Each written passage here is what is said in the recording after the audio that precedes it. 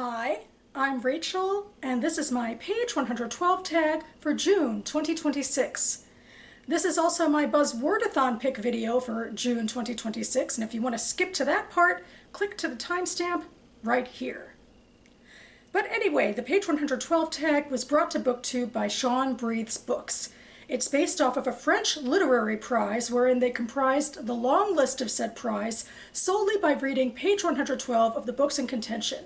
I believe all of these books were novels, and in most normal-sized novels, page 112 is supposed to be somewhere in the middle of the book, slightly past the polished for editors pages, where you get to the raw, real writing. And without the context of the rest of the story, you can only judge based on the writing. Or at least that's, how you're supposed to do it. Some of us definitely fudge things when we turn things into a TBR game. So I have been playing this TBR game since the beginning of COVID to slowly whittle down my physical unread shelves while building them back up again. I take this handy dandy books and cats mug, which is filled with pieces of paper. These pieces of paper are my titles that I've acquired in 2025 or earlier. I randomly pick out 3 from this mug. I read page 112 with you, discuss their merits, and then pick one of the books for my month's TBR. However, for the first time ever, I think I'm going to cheat in a very new way just for this one game. The reason I am cheating in part is because May, although I love it, was a long and tiring month for various reasons, and all I can really think about is how much I want to get to my Bermuda cruise, which I am going on in late July. And as such, I actually was in Bermuda last year, and I went to the local bookstore there and got an indie publication of essays published by a local writer. And I've decided that that's how I want to prep for this year's vacation. I want to actually go ahead and read that book. And of course, it is one of the pieces of paper in this mug. It is this piece of paper in the mug, which I am not choosing at random. I went ahead and I, picked it out for myself. This is Airy by Lange Lyles, and I am picking it for my first choice for June.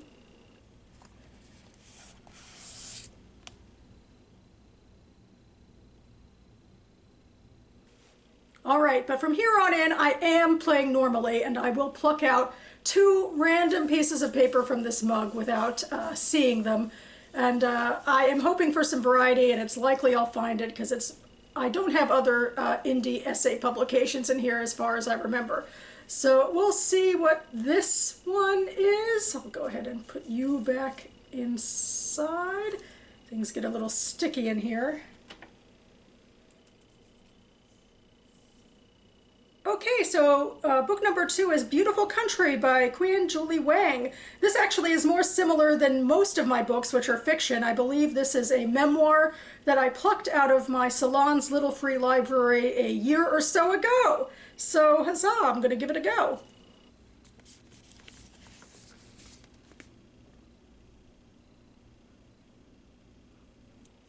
And finally, book number 3, I'd be very shocked if it were anything but fiction at least. It would be kind of nice if I played with it before so I'd have a little less post-production, but I've already cheated enough in this game, I suppose, so we shall see. Alrighty.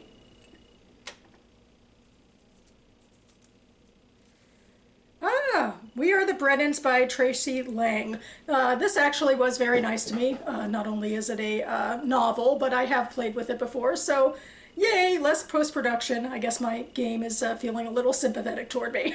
Huzzah.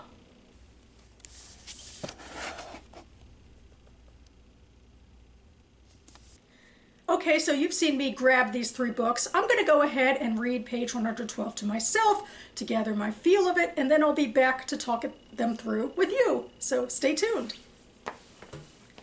Okay, and I'm back. Let's hope I can finish all the parts of this video before the storm coming in gets here. I think it's rolling on in. I've had to go ahead and turn on my artificial lights, so I think there's a lighting change. But anyway, we are going to be starting with book number 1, which is Airy, short stories by Lange Lyles, although I did the research, and even though she calls it short stories, it's technically essays. Also, as a self-published book, these are double-spaced pages, so it'll be a little bit less of it on the page than usual. And I'll be starting a little down here, but anyway, let's get into it. His father was leaving the gas station and crossing the street when a bus slammed into him. He died instantly, and Felix and his mother, whose house overlooked that bad corner and the bridge, would have to relive that scene over and over again. The message on the back of the postcard addressed to the Sabos was, "Beginnings and endings, in bridges in between. Thanks for everything." Gombies. The summer my family invited Eric to visit Bermuda was the year my father invited 2 Gombi tribes to stop at our house for refreshments between destinations.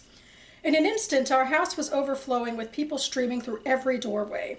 It was like one of those movies where there was a knock on the guy's front door, and when he opens it, there's a sea of faces and streams of kids come pushing in through the doorway. Instant party. I think that was weird science. Well, okay, earlier on I was thinking maybe the game was being kind to me by, letting me play with one book I've played with before, but now I'm wondering if, it's giving me a taste of my own medicine because I cheated, and this page is not the happy vacation type style page I might have hoped for. We start with a horrible death, and the promise of the family having to relive it. So, wow, that is a harrowing start, and it completely doesn't jive, it seems like, with the second part of the page where we go to a new section, which seems much more promising and about, the narrator's father inviting people into the home and, some sort of, hopefully, friendship or companionship. At least I hope it's a better scene than the one before it. So yeah, that's a little jarring. It might just be, how this essay is set up with these little segments or whatever, and certainly, well, I'd have more context for the father if I knew more of it, but it was jarring enough to see his death there. So yeah, intense page, very intense page. Book number 2 is Beautiful Country by Qian Julie Wang. This is a book I picked up from my little free library at my writer's salon back in November of last year. And I am going to be starting with, actually, page 112 is the beginning of a chapter, but I figure I'll just go ahead and do it. I mean, that still is the rules, right? Even if it has a little bit more of a structure to it than a page 112 in the middle of a chapter. Also, the book came with this book of the month, bookmark in it. So there's that. Chapter 11, Hair. Our first full summer in May Guo, Mama and Baba decided that we had heard the word chink too many times and moved us out of the creaky building. This happened a week after I did a very bad thing. I took in a stray cat I had found outside the door and stowed her away in the vacant bedroom on the first floor. Before it became empty, someone whom Baba called a boat person used to live there. Baba explained to me that this meant he had come over on a boat to escape hardship, and I wondered for years why he hadn't just taken a plane. In exchange for rent, the boat person took care of the old lady's husband. But one night an ambulance pulled up, its sirens lighting up the entire street, and men in identical outfits took the old man out on a bed with wheels. The boat person left after that, and his bedroom stayed empty for weeks. The room was right by the front door, and I always tried to turn the doorknob on my way in and out of the house. Most of the time it was locked, but one day I found it open and went in. The room contained only a bare mattress with a metal frame. Before shutting the door again, I ran up to our room to grab some tape, which I put over the part of the lock that clicked it in place. I had seen someone do this on TV once, and I was glad to find that it worked. On the day I came upon a cat in front of our house rather than in the backyard like the others, I decided that she was mine. Okay. So I really like this page. I guess amusingly enough, like the last story, the protagonist is remembering something she saw on TV, I think. But anyway, there's a lot going on here. We have, facing prejudice, and that's why the narrator's parents want to move her out of this house. And this house already has seen, some socio-political realities in terms of what I assume from the page is an illegal immigrant that was living there. We're reading between the lines of, the boat person and presumably why they couldn't have taken a plane is because of, sneaking in and also, working under the table to take care of this man until he died.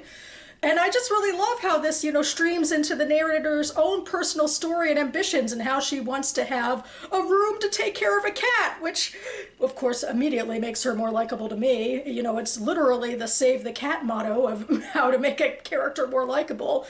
And, of course, I'm immediately also thinking about, well, what's going to happen to the cat when they move? And is she going to be able to take care of it? Or is it going to be tragic? Or what's going to happen? So, yeah, I'm definitely very invested. And finally, book number 3 is We Are the BRENNANS by Tracey Lange. I picked this up from my library's used bookstore back in November of 2024. Dealing with Billy Walsh being back in town was one thing, and they would absolutely be dealing with that fucker one way or the other. But if he had a specific agenda behind the loan to Denny... Her forehead fell down against her knees. "No," she said, "I don't think it's a coincidence."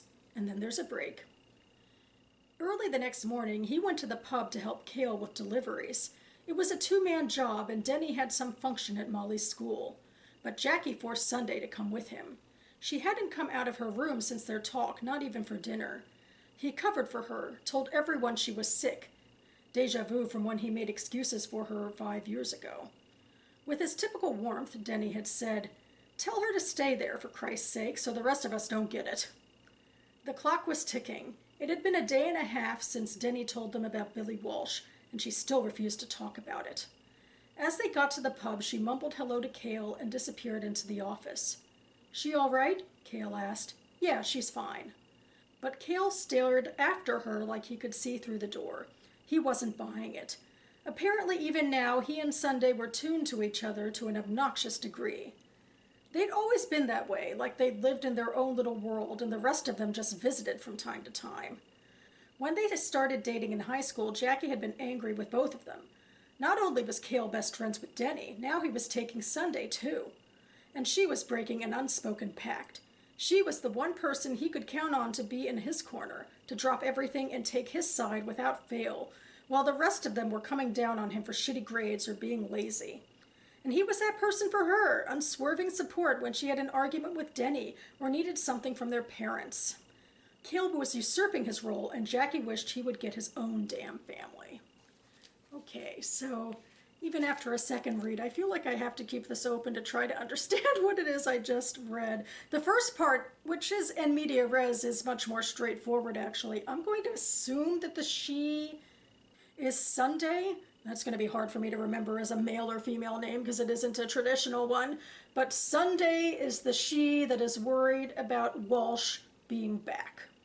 And then there's the break, and then characters go to another place to help Cale with the deliveries.